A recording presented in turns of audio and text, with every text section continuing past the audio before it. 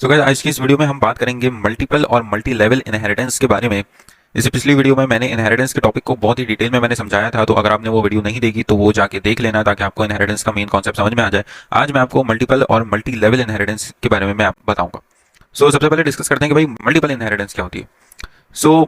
Multiple यानी एक से ज्यादा, ठीक है, यानी एक से ज्यादा क्लास से अगर आप नई क्लास बना रहे हैं तो वो मल्टीपल इनहेरिटेंस कहलाएगी।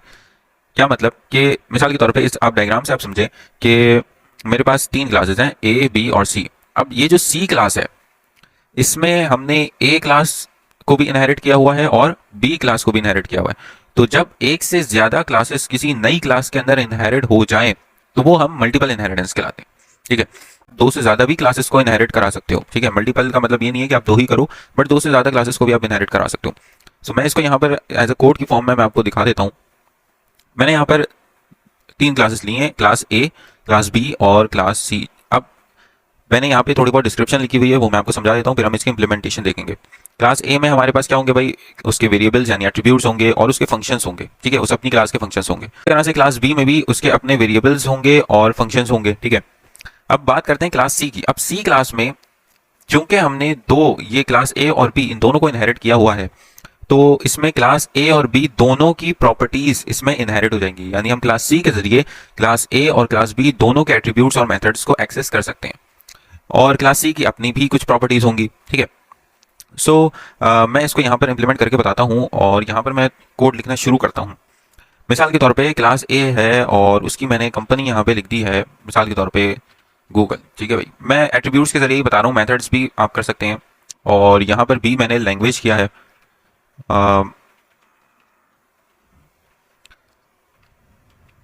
जावा। ठीक है भाई, मैंने क्लास ए का एक एट्रीब्यूट बनाया कंपनी और क्लास बी का एक एट्रीब्यूट बनाया जावा। अब मैं क्लास सी में क्या, चलो इसका मैंने ना एक मेथड मैंने बना दिया। ठीक है, और मैंने प्रिंट करा दिया इसको, दिस इज क्लास सी। ठीक है, मैंने यहाँ पे इसका एक अपना मेथड यहाँ पर डिफाइन कर दिया। ठीक है भाई, दिस इज क्लास सी।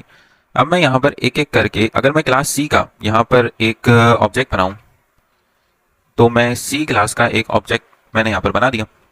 अब इस सी क्लास के ऑब्जेक्ट से मैं ए क्लास के भी एट्रीब्यूट्स को कॉल कर सकता हूँ, बी क्लास के भी। कैसे, अगर मैं इसको कंपनी लिखूं, obj डॉट कंपनी। अब कंपनी किसका एट्रीब्यूट है, क्लास ए का। ठीक है, कंपनी किसका एट्रीब्यूट है, इस क्लास ए का। तो मैं अब अगर इसको रन करूं और मैं आपको दिखाता हूं, ये देखो इसने मुझे गूगल प्रिंट करके दे दिया। यानी मैंने बनाया ऑब्जेक्ट तो क्लास सी का था, लेकिन मुझे जो एट्रीब्यूट मिला वो क्लास ए का मिला। कैसे कि क्लास सी ने क्लास ए के एट्रीब्यूट को इनहेरिट कर लिया। ठीक, इसी तरीके से अगर मैं इसको कंपनी की जगह लैंग्वेज करूं, अब देखो इसने मुझे यहाँ पे जावा लिख के दे दिया। अब लैंग्वेज जो है वो एट्रीब्यूट था आपका क्लास बी का, तो यानी इसने क्लास ए और क्लास बी इन दोनों के एट्रीब्यूट्स को इनहेरिट कर लिया। ठीक है, अगर मैं इसी तरीके से इसका खुद का भी अगर मैं मेथड कॉल करूं, इस मेथड को मैंने कॉल किया तो इसने ये बता दिया भाई दिस इज क्लास सी। ठीक है भाई, ऑल गुड। अच्छा, आई होप यहाँ तक आपको बात क्लियर हो गई होगी। ये बड़ा सिंपल सा कॉन्सेप्ट था कि क्लास ए और क्लास बी दोनों के जितने भी एट्रीब्यूट्स और मेथड्स होंगे वो इस क्लास सी के जो ऑब्जेक्ट है उसके जरिए हम इस्तेमाल कर सकते हैं।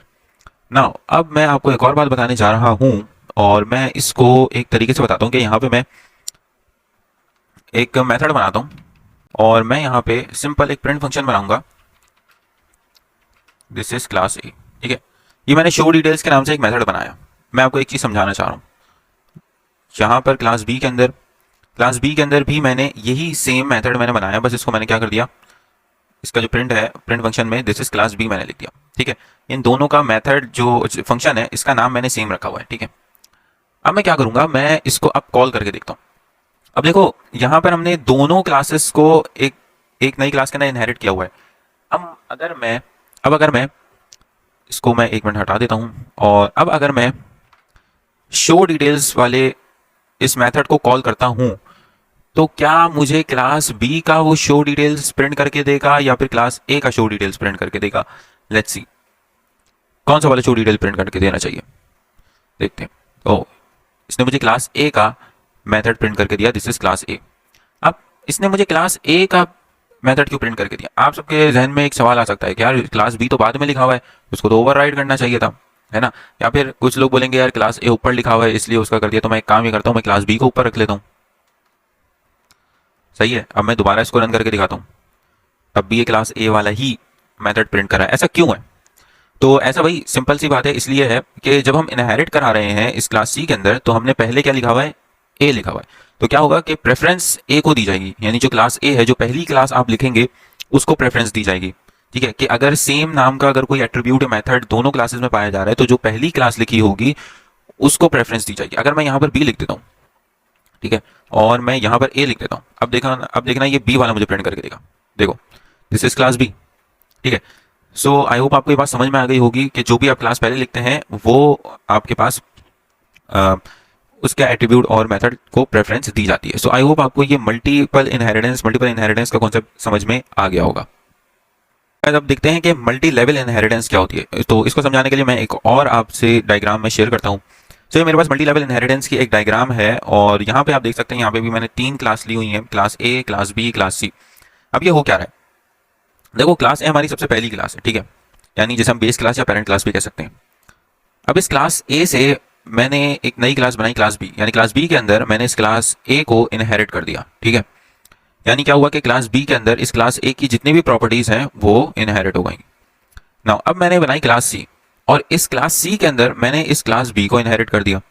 ठीक है, यानी क्लास सी के अंदर मैंने इस क्लास बी के जितने भी प्रॉपर्टीज हैं उन सबको इसके अंदर कॉल कर दिया। ठीक है, इसको आप इस तरह से यूँ समझो कि भाई ये दादाजी हैं, ठीक है, और ये अब्बा जी हैं, और ये उनका बेटा है। ठीक है, तो ये इस तरह से जो है वो साइकिल चल रही है। तो अब मैं इसको कोड के जरिए मैं आपको समझा देता हूँ कि ये काम किस तरह से कर रहा है। यहाँ पे मैंने आपको एज अ कमेंट्स के जरिए समझाने के लिए मैंने लिखा हुआ है कि भाई मल्टी लेवल इनहेरिटेंस में क्या होगा, एक तो हमारे पास क्लास ए है, उसकी सारी प्रॉपर्टीज हैं, फिर क्लास बी जो है वो इनहेरिट करेगा प्रॉपर्टी क्लास ए की, और क्लास बी की खुद की भी कुछ प्रॉपर्टीज होंगी।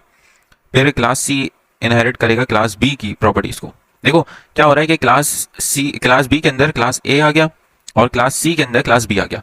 अब टेक्निकली अगर हम देखें तो जब हम क्लास सी के अंदर क्लास बी को कॉल कर रहे हैं तो ऑटोमेटिकली क्लास ए की भी प्रॉपर्टीज क्लास सी के अंदर आ रही है। कैसे? जब हम क्लास बी को कॉल कर रहे हैं तो ऑब्वियसली बात है क्लास बी के अंदर क्लास ए वाली प्रॉपर्टीज मौजूद हैं, क्लास बी खुद भी क्लास ए की प्रॉपर्टीज को इनहेरिट कर रहा है, तो टेक्निकली क्लास सी के अंदर भी क्लास ए की प्रॉपर्टीज आएंगी। ये जो मैंने बात लिखी हुई है ना, class C also inherits properties of class A. ठीक है, सो ये वाली बात हो गई। अब मैं आपको यहाँ पर वही सेम एग्जांपल से ही मैं समझा देता हूँ कि ये काम किस तरह से हो रहा है। मैं आपको मेथड के जरिए बता देता हूँ। This is class A. ठीक है, इस बी वाले के अंदर मैं एक और कुछ और नाम से मैं डाल देता हूँ, लेट्स से शो इन्फो के नाम से। ठीक है, और जो हमारे पास क्लास सी है उसके अंदर मैं लिख देता हूँ सिर्फ गेट इन्फो। ठीक है, और इसमें मैं लिख देता हूँ this is class C. Simple सी एग्जांपल मैं करने के लिए इसलिए छोटी क्लास बना रहा हूँ ताकि आपको समझ में आ जाए आसानी से। अच्छा ये हो गया। अब मैं अगर क्लास बी का मैं सबसे पहले आपको ऑब्जेक्ट बना के देता हूँ, तो मैं ओ बी जे इसको मैं लिख देता हूँ बी। ठीक है, ओ बी जे बी, तो इससे समझ जाना कि भाई क्लास बी का ऑब्जेक्ट है। तो ये हो गया बी, और अगर मैं O B J B dot लिखूँ तो मेरे पास एक minute O B J B dot show details. अब देखो ये जो शो डिटेल्स है वो किसका है, क्लास ए का, और क्लास ए को हमने क्लास बी के अंदर इनहेरिट किया हुआ है, तो ये जो शो डिटेल्स है वो मैं क्लास बी के ऑब्जेक्ट से एक्सेस कर सकता हूँ। ठीक है, ये देखो हो गया।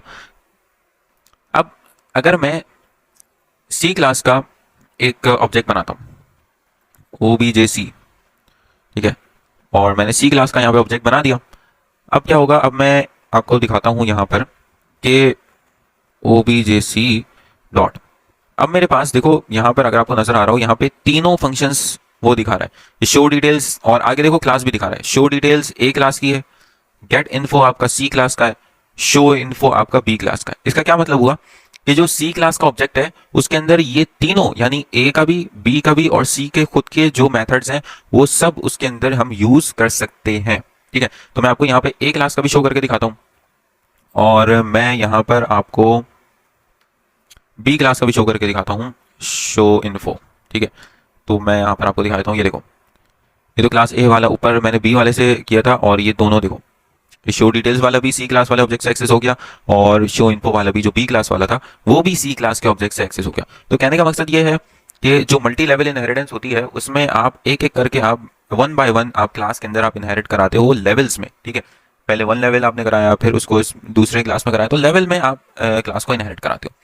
सो आई होप आपको ये कॉन्सेप्ट समझ में आ गए होंगे मल्टी लेवल इनहेरिटेंस और मल्टीपल इनहेरिटेंस की। अगर आपको इसमें कोई प्रॉब्लम है या अगर कोई कॉन्सेप्ट बात समझ में नहीं आई तो आप मुझसे कमेंट्स में पूछ सकते हो। Thank you.